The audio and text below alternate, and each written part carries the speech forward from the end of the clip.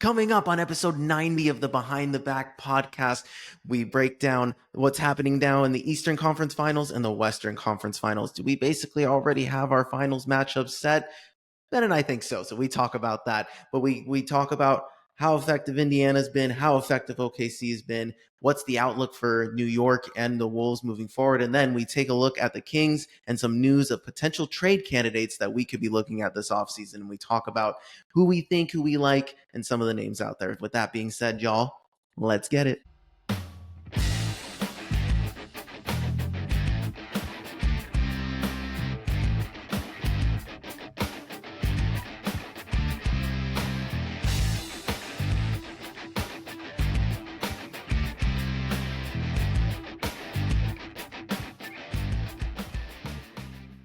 All right. Welcome back to another episode of the Behind the Back podcast. We are your hosts. I am Marcos Conan Agrone. Beside me here, as always, is Ben the Jet Retz. Ben, how are you, brother? You feeling better? I know you were sick last week. How you feeling?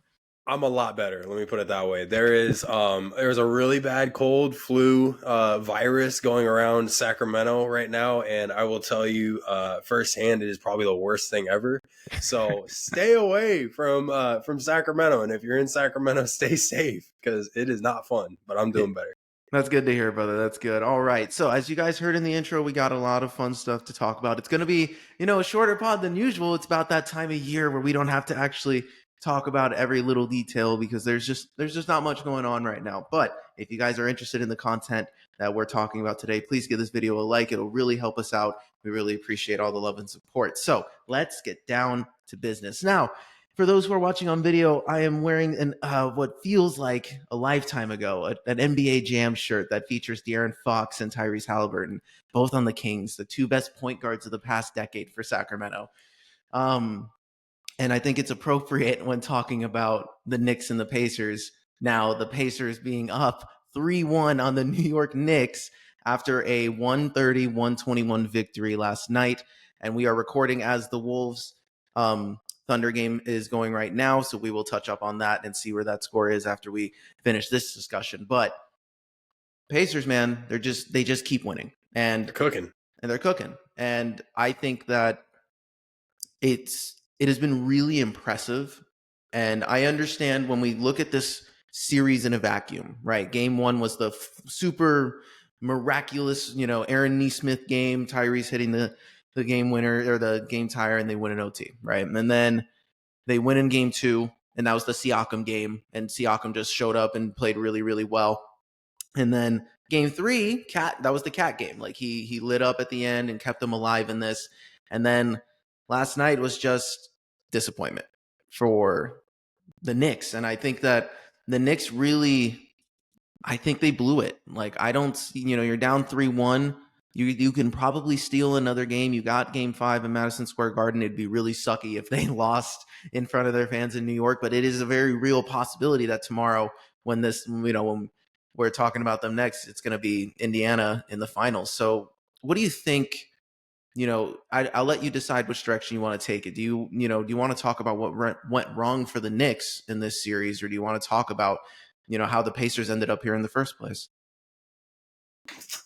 The thing that kind of gets me is, and you kind of touched on it there for a second, the fact that New York, game one, they completely blew it, right? You had that game on lock. You had a big lead, in the fourth quarter, and especially with a minute to go, and you blew it. And this is the reason, especially when you get this deep in the playoffs, that you have to take care of business when business is there. And New York really did shoot themselves in the foot in a lot of ways in this series. They had their opportunities. They had their chances to win these games. It's entirely possible that they win, this next game back home. But at the same time, Indiana's got all the momentum. And momentum is something that they have been riding off of since they entered the playoffs. They have found ways to make history and make all these different, incredible comebacks throughout the playoffs against awesome teams with interesting circumstances, right? And so for me, the biggest thing that stands out in this series and that kind of frustrates me is, we had this game going like 7 games because we expected to see the best of both of these teams. I think we've only seen the best out of Indiana. I don't think we've seen one game of the best of the Knicks throughout this entire series. And, you know, I don't really care that much. I'm a Kings fan, right? And I'm an NBA fan aside from that. The Knicks are the Knicks. They're always going to be the Knicks. But it frustrates me from a fan perspective where I'm like, I wanted to see this thing go 7 games. And again, it for all intents and purposes could go 7 games, but they've got a lot of ground to make up at this point. And because you've done so much damage to yourself, and Indiana has taken care of business, Indiana's really opened my eyes throughout this series, especially.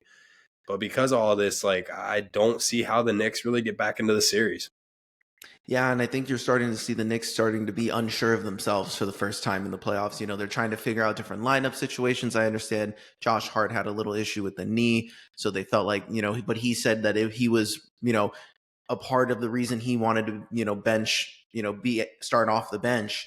And the fact that they're switching things up in the middle of the conference finals is something that's just not a good sign. That just means Indiana No. has seemingly have their way, have been able to do whatever they want against whatever lineup the Knicks are out there. And I just, the Pacers play, I think, a very chaotic style of basketball where it's like the old school Phoenix Suns in the 7 seconds, where it's just a quick pace. Tyrese is in complete control. I mean, he had an amazing triple double in game 4. And the Knicks were daring him to say, hey, you got to score. You got to be the one to take over. And he said, say less. I'll do exactly that and then some. Obviously, with his dad back in the building, first game post ban for John Haliburton, and not in even more savage fashion, he still had the same towel, waving around the same towel that he used in front of Giannis that got him banned in the first place. So that was a funny little nugget too. But the Pacers, man, I think I'm the eye test for me when I watch this team. They kind of just have they have momentum. They have a system that works. They have a guy who can lead that system to perfection. And I think that this team presents problems that New York was unprepared for. And obviously, a few things had to go the Pacers' way to really take control in this series. The Knicks had opportunities to take control of this series. So it wasn't like the Pacers have just been blowing this team out. All these games have been contested for the most part, outside of the comebacks, of course. But I think the Pacers could have swept them if they didn't take their foot off the gas in game 3. And that's just kind of how it's felt with Indiana. They just felt in control since the Cleveland series. They just felt in control, and I just think that momentum is going to guide them to the NBA Finals. I think this is they hit the right opportunity at the right time. The East is in a spot moving forward too, where with all the injuries happening and players moving to the West, I just think that Indy is in a really fortunate spot. And I'd say the same thing for you, New York. I think if it sucks to lose this late in the playoffs, like, let me offer anything for New York Knicks fan if they do end up losing. But the Knicks are in a good spot. These guys are relatively healthy. You're going to bring back the same guys next year. I don't think there's a reason to blow it up. These guys get another year together. You've shown that you can compete in the playoffs and beat good teams. So I don't see it. It's a disappointing result, but I do think that if you're a Knicks fan, you're confident about this group moving forward, that if these guys get another season under the belt, another offseason, the question might be for New York that they should seriously start having conversations about is if Thibodeau is the guy to lead this team moving forward. I think with this roster, he created the identity, and I agree that their grit and grind out of these minutes, all of that.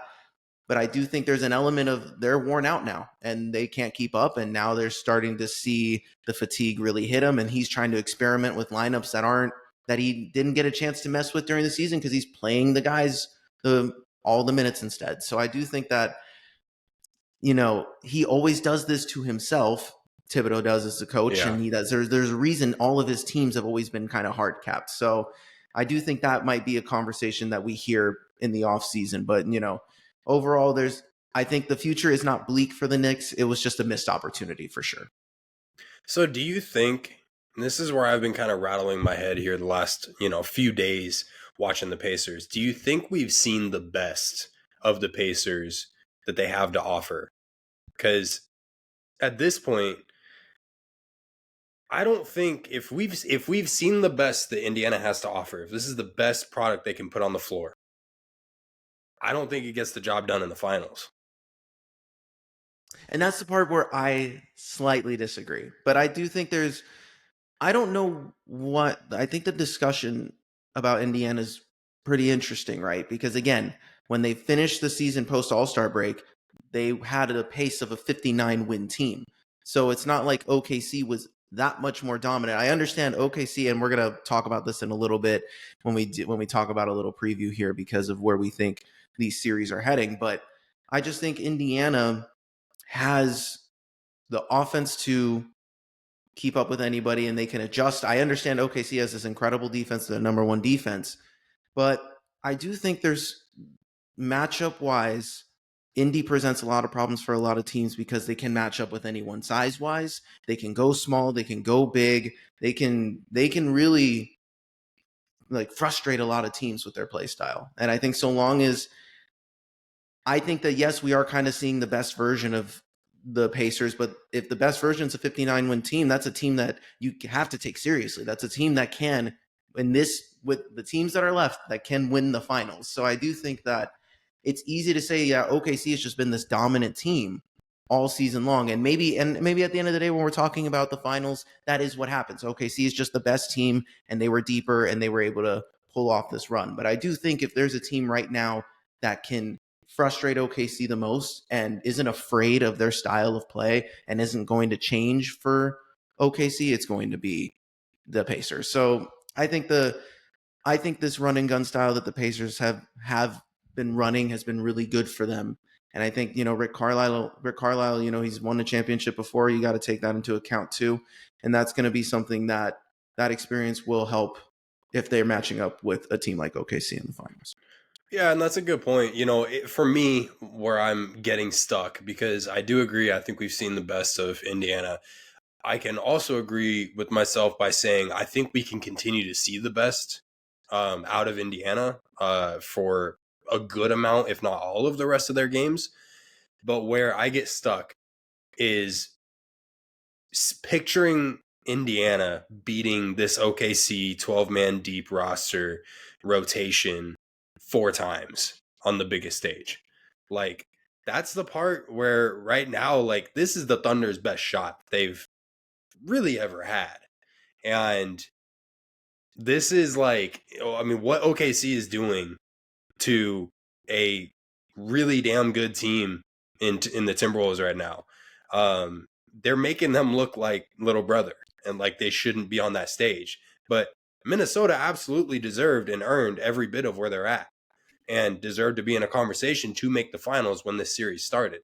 So for me, to see OKC losing 4 games at any point in a 7-game series against Indiana, I just can't see it happening, especially with how many different ways OKC, can hit you with the starters, with the bench, with slowing the game down, with going at fast pace, going with size. Like, they're healthy right now. They're rolling. This is, if this is the finals preview that we're talking about with this Indiana and OKC, I think we'll be in for a pretty fun series. And I think even if it is a gentleman's sweep of 4-1, which I would anticipate it being, if it was that, I think it would still be 5 really competitive, ultra competitive games. But I have to give that edge to OKC because of what they've done and because of how I've watched this team play all season long, especially in this series against the Timberwolves. They're rolling. I think, yeah. And so when we talk about OKC, yeah, they frustrated the heck out of Minnesota. I do think that what credit to OKC in a way that Indiana has felt like they have grown throughout the postseason. OKC has felt that same way, but it truly really felt that way from the Denver series. Like I really think OKC really took what they learned from the Denver series and having to go to 7 games and really just closing them out. And this big three is finally starting to take over. Chet, Jalen, and SGA just really had a great game 4 and really put this game, in a choke and put this series in a chokehold. And it was a game that they totally could have lost. And this was a bad game by Ant and Randall too. So like OKC can beat you in so many ways, and they are 12 deep, and they have been the best team. The numbers support that all, and I can agree with that. I can agree that OKC is going to be the team to beat, but I do think there's an element of, I don't think OKC has faced a team that plays the style of game that Indiana has. You know, they've played a lot of slower teams. You get the Clippers who, no, they didn't get the Clippers. They get the Nuggets who like to take their time with Jokic and go with the pace. And you're seeing what they're doing with Minnesota. They don't really have Minnesota put up a good offensive performance, but they're slowing down their best player. And I just think that when you have a guy like Tyrese who is so gifted as a passer, his ability, they haven't faced a player who can control the game the way that Tyrese has. And I think that's going to be the interesting challenge that I'm looking for, because I think SGA has proved, especially after that 40-point performance last game, he really stepped into the MVP role after he got it. And I think that if we get MVP Shea, it's going to be Shea. I think the key if these two were to match up in the finals, it's going to be a battle of the guards, of the point guards. It's going to be which guy just decides to say, F it, I'm going to take over this series, and really just put their stamp on the series, make the big shots. And you can make an argument for both of those dudes that you could trust both of those guys equally in the biggest spot right now. And I think that's what makes this a little bit more intriguing. Tyrese, we talked about, like, 2 episodes ago, we were talking about, Indiana is missing their like a true number one scoring option, and Tyrese is forcing his way into that option, and obviously having good outbursts from Pascal and Nesmith, just hitting big shots too. I actually think it's Pascal that's forcing himself into that spot, honestly. Yeah. So I think Indiana presents a unique challenge for OKC. Mm-hmm. I do think OKC is built to win a title, but I think this Indiana team found a recipe to succeed well as well. So it's going to be interesting to see. I think Indiana's being a little bit more overlooked when people talk about this matchup, right? People are like, "Oh, they're going to make it out of the East, but they're going to get romped in the finals." And I don't think it's going to be that way. I think it's going to be a contested. I think this might be the series that goes 7 games, and I think we're going to have more hype. We're going to get a better series than we did last year because both teams are healthy. They're just going blow for blow. I think both of the styles of play are a little bit different, so it's just going to be a battle of, will Indy's offense take over OKC's defense, and who, will Indy be able to provide enough defense to slow down SGA and company? It's going to be this is going to be an awesome finals. If this is the finals matchup, if we had talked about it going into it at the very beginning, we're like, Indy OKC, we would have been like, but given the way Indiana has played throughout this entire playoffs, I think they've transformed into a much more formidable opponent than people are giving them credit for. I'm not seeing anything that OKC is doing that I don't think Indiana can do. Like, I think that they can both do the same things. So for me, I just see it as a more closely hard fought match. Now, don't get me wrong. I'm an OKC supporter. I love OKC. OKC was one of my first true loves of this NBA experience of mine, back when the last OKC team made the finals. But, there is an interesting part of me that's just, I'm watching what I'm seeing in Indiana, and I'm seeing something that I can get behind. So it'll be interesting for sure. Yeah, it's something to look forward to. Like I said, I think it's going to be a competitive series if this is the one that we get, Pacers and OKC. But while it's going to be competitive, like I said, I think it's going to be like a 4-1 series. I think OKC is going to find a way to get it done, in essentially every game. I think there's going to be one game where the Pacers come out and they're like, no, we're not letting this happen. Like, we're getting our dub, and they're going to beat them by like 20 points. But that's really the only time that, OKC is going to be kind of under the gun there, because especially watching, there was like a quick little clip, and we'll pivot off this and start talking Kings here in a sec. There was a quick little clip that they played. I think it was on TNT, and it was SGA in the game that they were getting, blown out. and he was just kind of talking to his team, and I think he was talking to Jalen on the sideline, and he was like, we play like this again, like we're gonna get rolled. But if we just tighten up a few of these things, like yeah, we can still lose, but it's gonna be a lot closer. Like this isn't us, isn't our identity kind of thing. And they came out the next game with the full out adjustment, and they've taken control, obviously. So I feel really good about this OKC team. I feel really good about their chances. Obviously I'm taking the team who's going to be favored to win. And I think the favor is going to be pretty high. If I had to guess, I think the betting line would open up pretty favorable in OKC's favor. But basketball is basketball, and it's beautiful in that way where any game can be won by any team any night. So it's going to be exciting to see, especially in the first game, how that goes. If Indiana somehow steals the first game, that could be something real to watch. Like, talk about that momentum, right? They could be riding that early on. So, keep an eye on that. We'll see. But I'm excited for it. It's going to be a great series. I don't think it's worth saying, what if the Knicks make it? Because I don't think the Knicks have proven that they're going to make that comeback. And then if they do, let's just say for a second, they're going to get absolutely rolled by OKC because they're not ready. They're close. They have a few more pieces to get.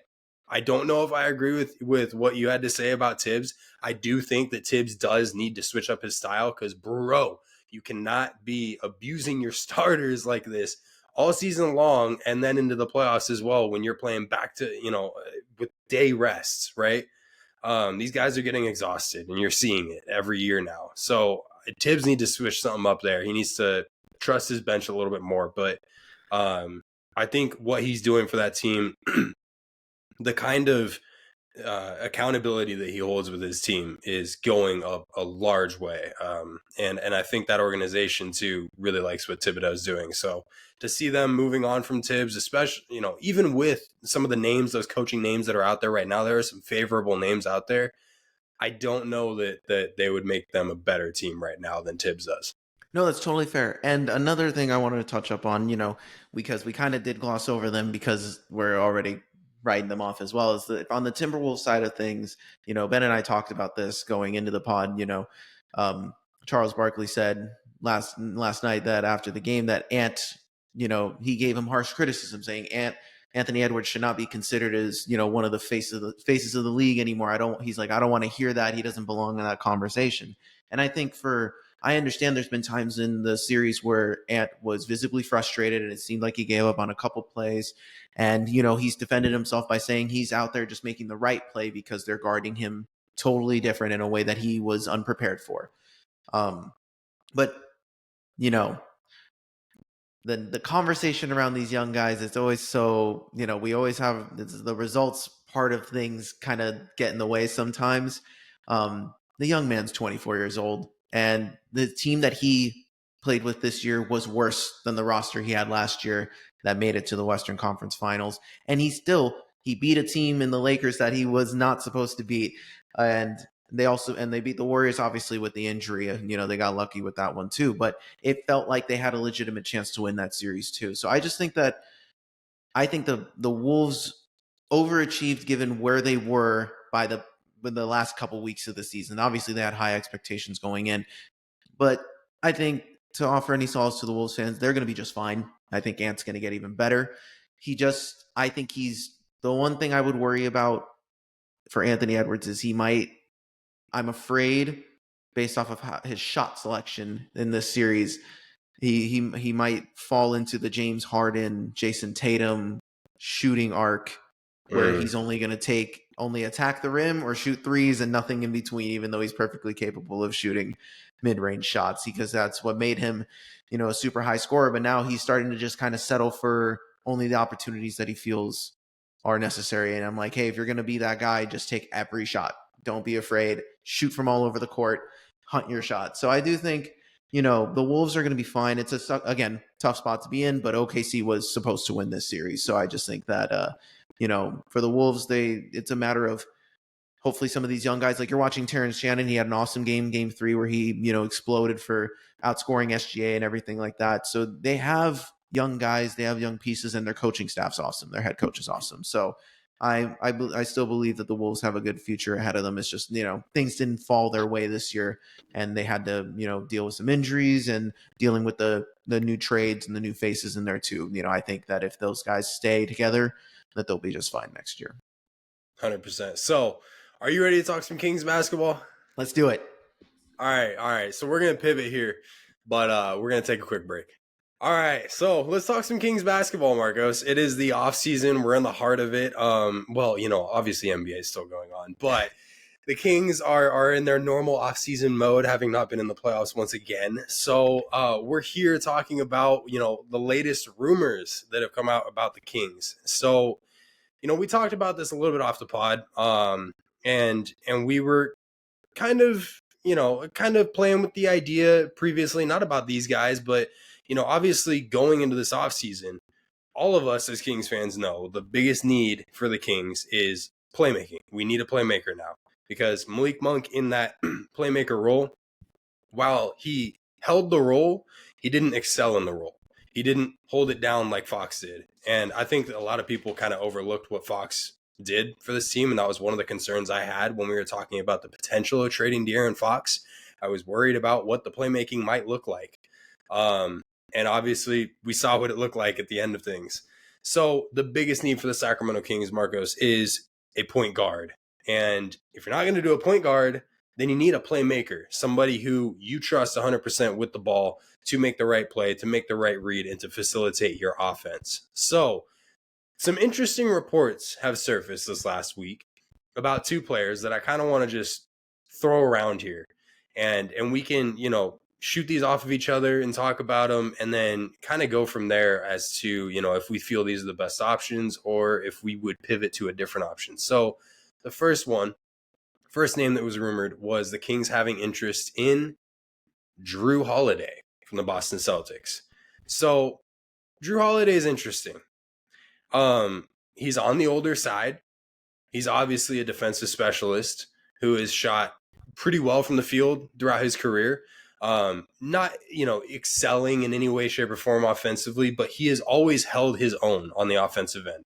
But what he does do is he playmakes, he facilitates, he runs the offense. He knows how to hold that role. But most importantly, on the defensive end, something that the Kings are not used to, they would have somebody who absolutely leads you on the defensive end. This is somebody who I would be interested in, but I wouldn't be too huge on. And I have my points here, but I'm going to throw it over to you to kind of give your initial thoughts here. Yeah, I think the only thing that scares me now for when we talk about any rumor that I see or hear involving the Kings, if it involves a player that's over 30 years old, I kind of don't want to touch it. I kind of just want to stay away because if we're going to rely on Domantas Sabonis and Zach LaVine as our, as our hubs, as our main featured guys, then let's surround them with young dudes who can, who might have some juice. And I do think, no, Drew Holiday has been a productive player. He's been a champion. He's led great teams to, with his defense and his ability to just always make the right play. But last year was his worst production, lowest minutes, lowest shooting percentage, lowest everything since his rookie season. So I do think that when you think about that, plus the money, and I'm sure you're going to bring up how much is left on his deal, things like that, those things scare me. And I'm like, that bringing in a player like that would cost us more than what he's worth. And that's the part that scares me a little bit from him. Yeah, and I agree. I feel like he's definitely on the backside of the hill. I feel like he's, coming down from his height. He's definitely already hit his prime, right? 34 years old. His contract now is the part that really solidifies this for me. He's set to make next year $34 million. And then the year after that, he's set to make $32 million next year. And then 34 the year after that, and 37 the year after that. So it ramps up as you go on, the older he gets, which is a common contract thing, right? But the bro's going to be pushing 37 by the end of his contract. Like, that's not enticing to me. This feels like a move that would be awesome for a team full of young players, guys who, like, need to get that locker room head. Somebody who is in there to essentially just give them the vet presence that they need to develop as players and develop as, as people in a team, right? And this is something that I don't think the Kings need right now. I don't think the Kings are in a position financially to make this happen, because if you don't end up trading Zach LaVine or Domantas Sabonis to flip him for Drew Holiday, you're going to be spending over $120 million on three guys. That's no, no, no, no, no. I'm not going to handicap my team by doing that. So Right. I don't think Drew is the right option here. I do like the direction the Kings are looking, though. And the second name that I will talk about here in a second, it feels a little more realistic to me. But this one in particular, Drew Holiday, while I like what he brings, while I like who he is as a player and as a teammate, everything that I've heard, he's an incredible teammate. I don't think he's the right option for the Sacramento Kings. So the second name that I want to bring up to you that was reported the Kings are showing interest in was also a player that our now general manager Scott Perry drafted. That was RJ Barrett. RJ Barrett he's an interesting one. All right, so let's talk about his monies here for a second.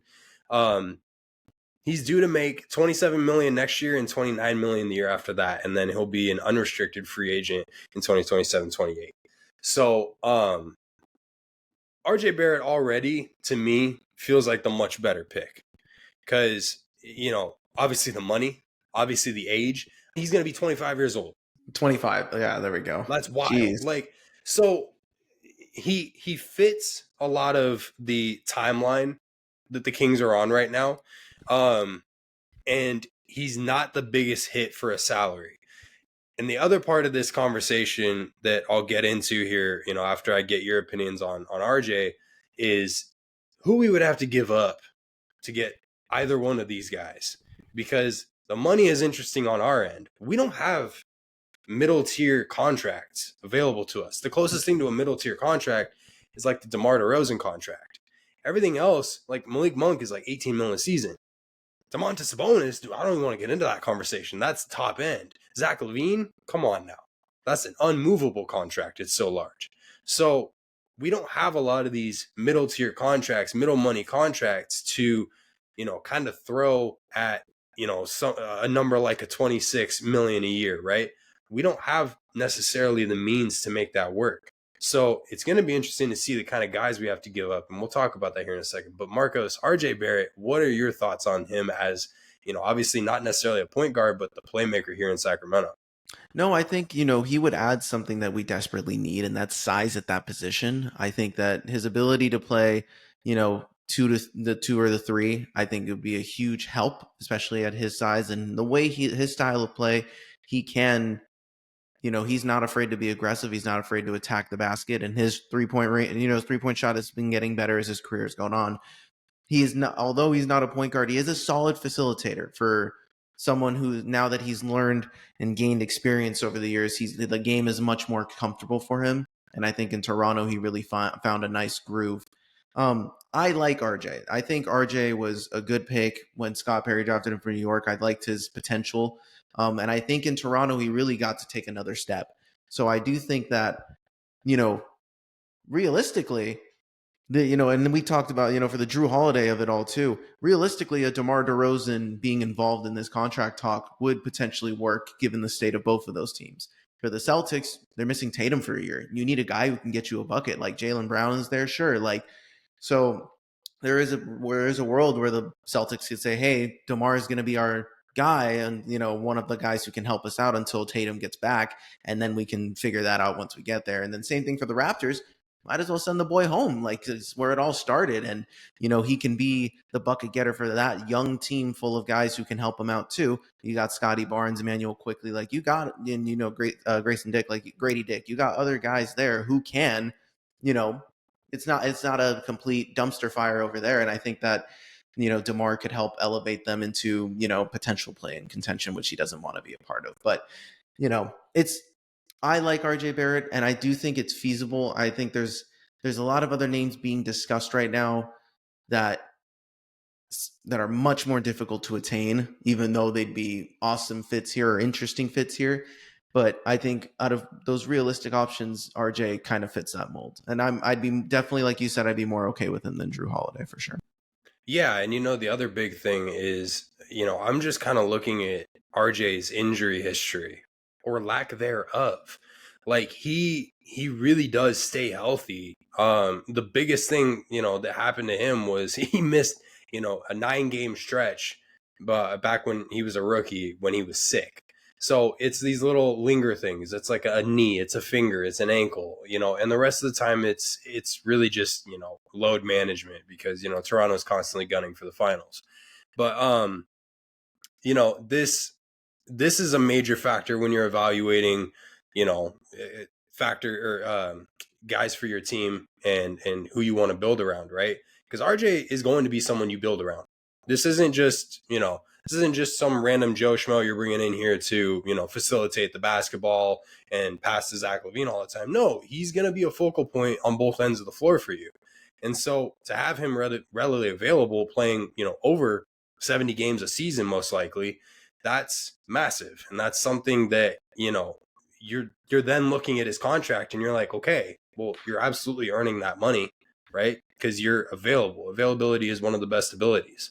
And, you look at a guy like Harrison Barnes over in San Antonio now and how he just got an award from San Antonio, and I forget what the award is called, but he got the award, one of the awards for not missing a single game this season.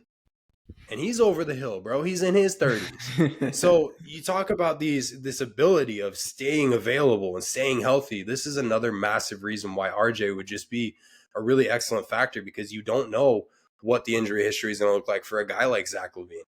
Mm-hmm. When or if Zach LaVine goes down, because he does have that history of going down. If he goes down, RJ Barrett can help shoulder that load and help you get through some of those games where your production is going down on the offensive end. He does bring a presence on the defensive end as well, which is something that, you talk about the size. How long have the Kings been looking for size now? I mean, how long was De'Aaron Fox asking for size before he asked out of Sacramento? Because you never got size.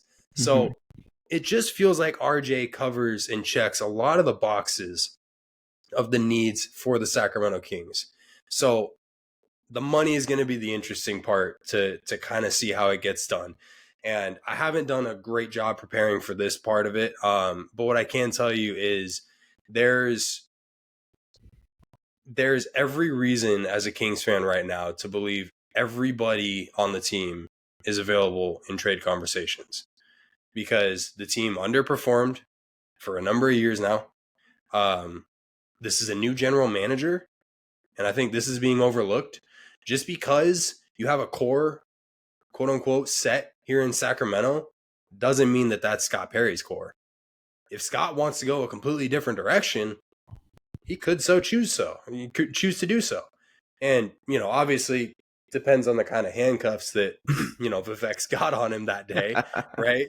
But this is a real possibility that a guy like a Keegan Murray, who has a contract that is pretty light right now, but due for a contract, and a guy who is definitely, I think he's probably the most enticing trade piece that we have on the team right now, to be honest with you, because of his youth, because of his potential, because of his length, because of everything that he brings to the team already. Yeah, I think he's absolutely your most important trade, piece. Aside from that, you got a guy like Malik Monk, who is on an insanely valuable contract for the kind of, production you get out of him as a sixth man. So you've got these movable contracts in guys that you love as a Kings fan. I'm bracing you guys, because there is a very real possibility that some of these very loved players, loved by the city, could be on the move.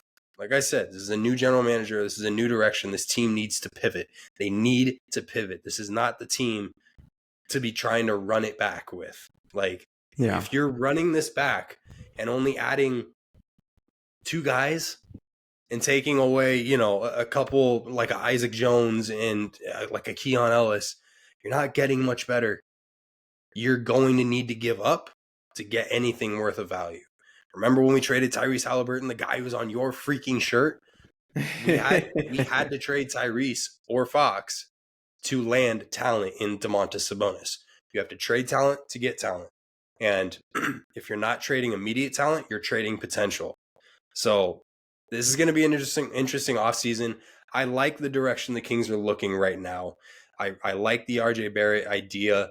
The money's going to be interesting. It's going to be interesting to see if that's even, something that the Kings continue to pursue.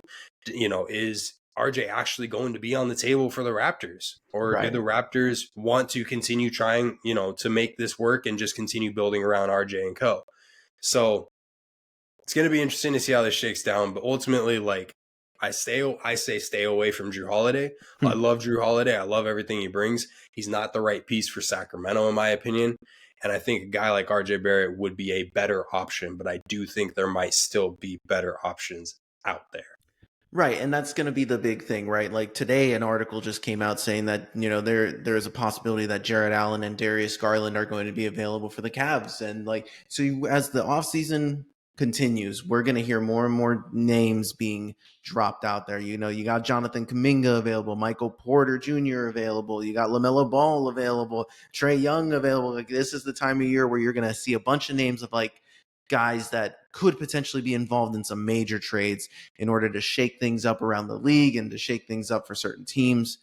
And there's going to be a couple of names that we probably aren't even anticipating either that the Kings might have a shot at that they probably didn't think they had a shot at earlier. So it's going to be these next few weeks, these next couple months are really going to be and obviously the draft is coming up.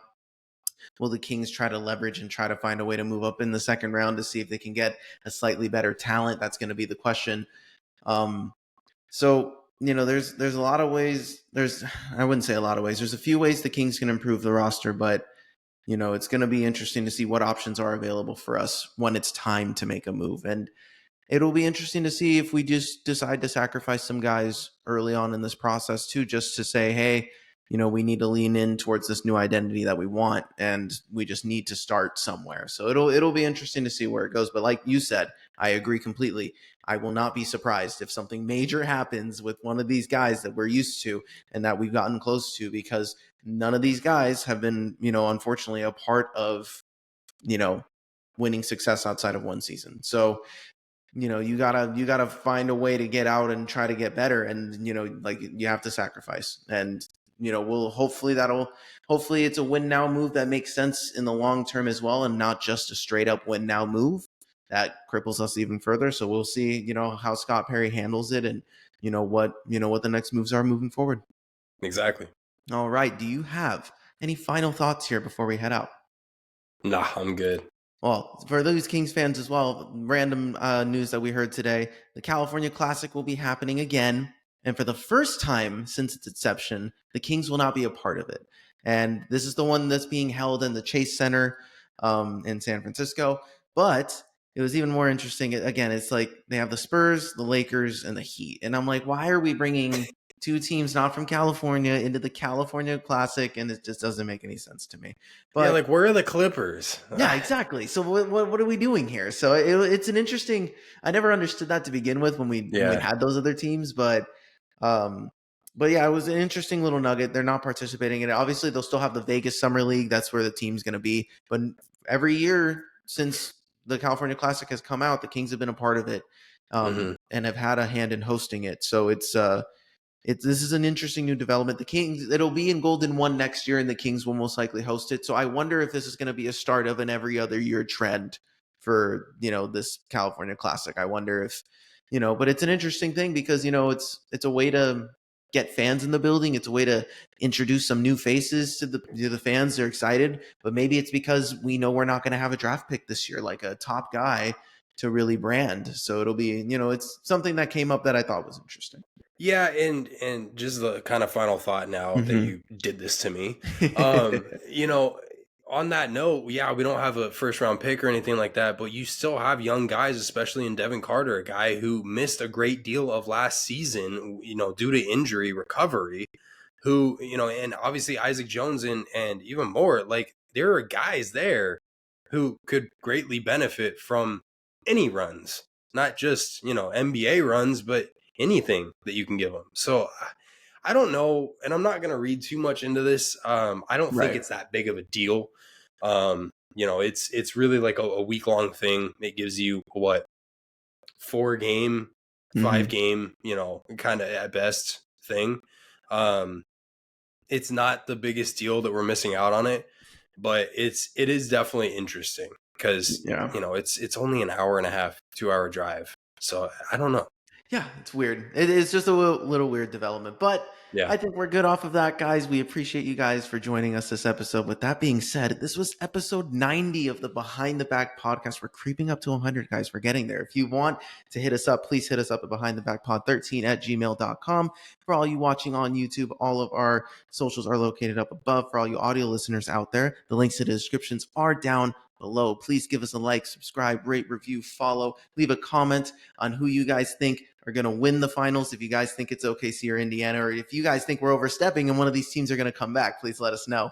And if for all you Kings fans out there, please give us some of your trade candidates or potential new faces that you would want to see in a Kings uniform. So, with that being said, I am Marcos Conan Negron. Beside me here, as always, is Ben the Jet Rats. all right, y'all. We love y'all. We will talk to you next week. Peace. Peace.